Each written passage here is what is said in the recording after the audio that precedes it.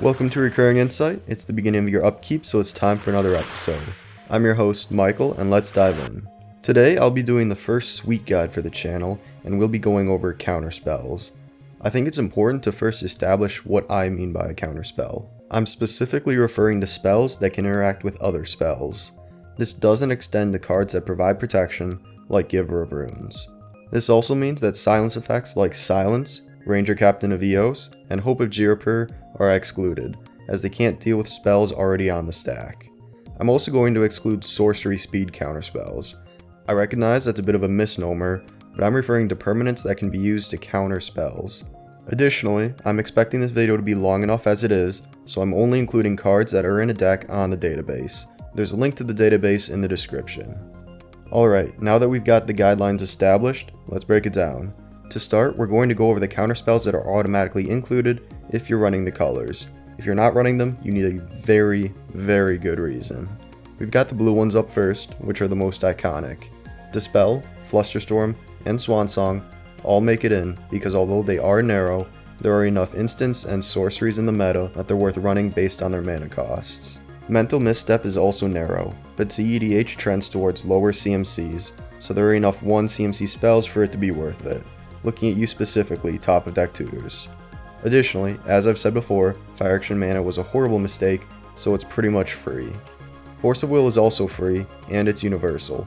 It hurts to hit off an ad nauseam, and you're 2 for 1-ing yourself, but it's still broken. Mana Drain is counterspell but with upside. Enough said. The auto-include list for non-blue counterspells is significantly shorter, consisting of only Red Elemental Blast and Veil of Summer. Blue is pervasive enough that a card that only hits blue spells and permanents is well worth it. But I do want to point out the absence of Pyroblast on this list. Although Pyroblast does have a slight advantage in Storm decks, as it doesn't need a blue target to be cast, most games this isn't relevant. Red Elemental Blast isn't affected by Deflecting Swat or Withering Boon, which is often more relevant. It's a small difference, but when it comes to a conflict between them, Red Elemental Blast is going to edge out Pyroblast. However, Veil of Summer is fairly self-explanatory. Protecting your spells and permanents is understandably good, and cantripping is a good bonus. For the next tier, you still need a good reason to exclude them, but those reasons tend to crop up more often than with the auto-includes.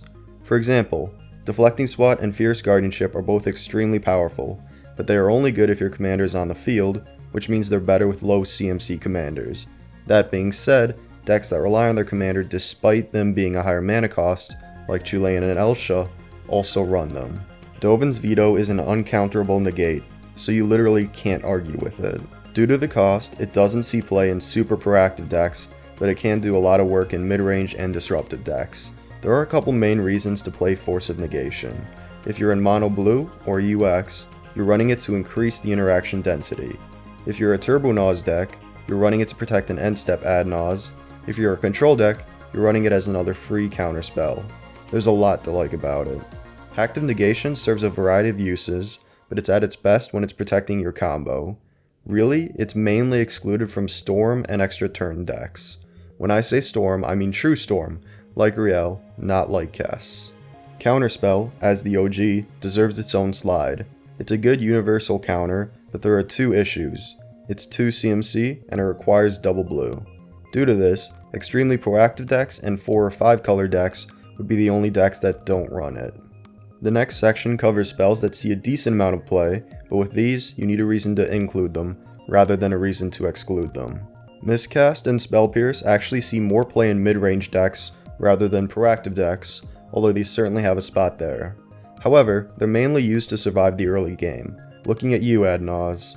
Although there is a lot of overlap, Miscast sees more play than Spell Pierce. The additional mana required is a big deal, and instanced sorceries are typically better targets than artifacts or enchantments. Muddle the Mixture, Negate, and Narset's Reversal are a good deal more niche. Muddle the Mixture wouldn't see play if it didn't have Transmute, which turns it into a tutor. There are a number of good targets, like Scepter and Thoracle. Narset's Reversal doesn't permanently deal with spells, so it's more of a tempo play, and is better suited in proactive and mid-range decks. Negate is pretty straightforward. Unless you're a control deck, it shouldn't be in the running. Finally, we've got the niche ones. First up is Abdur. A 1 CMC universal counter would be great, but the downside is difficult to sustain. It only makes it into Yuriko, because Yuriko has ninjutsu. Counterbalance seems viable on the surface, considering the low CMC of cEDH, but you also have to deal with revealing what you're drawing. Although I think it's big in Modern, not that I follow Modern at all, Cryptic Command is too expensive to see a lot of play. It does make it into Taigam, as you can get it on the rebound. Despite the fact that cEDH operates on extremely thin margins, mana-wise, only getting taxed 1 isn't good enough for Days to make the cut. Perun runs it, but it also cantrips with Perun on the field. For a similar reason, Disrupting Shoal makes it into Niv Mizzet as well. You 2-for-1 yourself, and have to match CMCs with a blue card, but the deck really values free spells. Mana Leak, although good in theory, plays second fiddle to Delay and the OG Counterspell.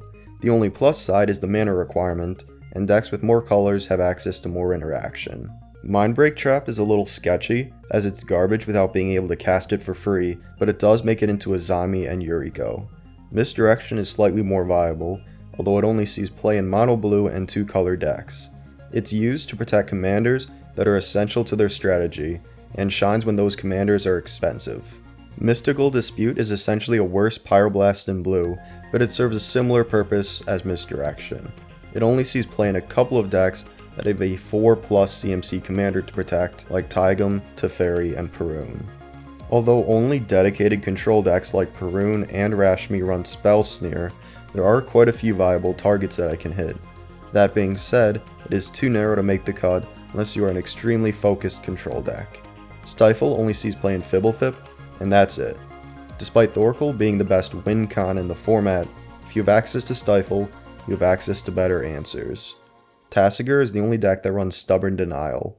It relies on a large creature being on the field to be any good, and Tasigur can do that reliably with its ability to delve.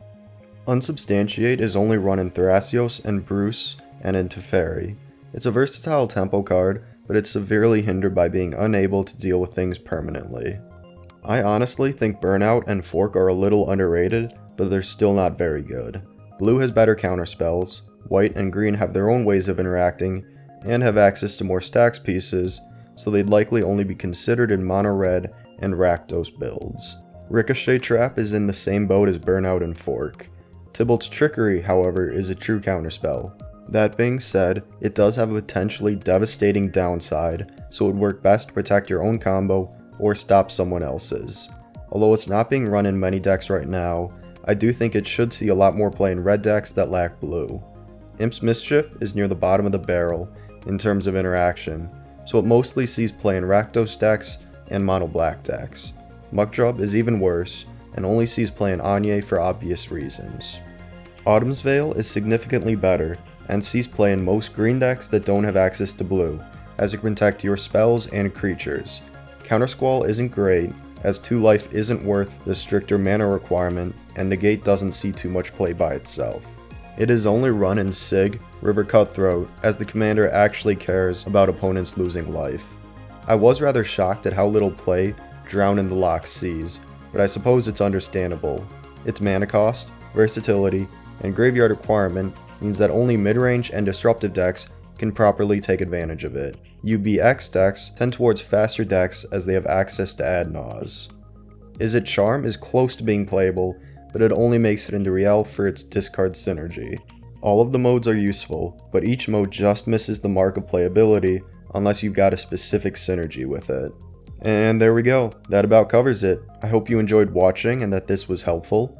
Credit goes to Scryfall for the images.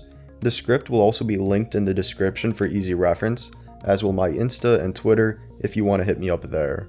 Sorry for missing the video last week, the new semester just started, so my schedule is still stabilizing. If you liked the video, please like, share, and subscribe. I'm your host, Michael, and I'll see you at the beginning of your next upkeep for another episode of Recurring Insight.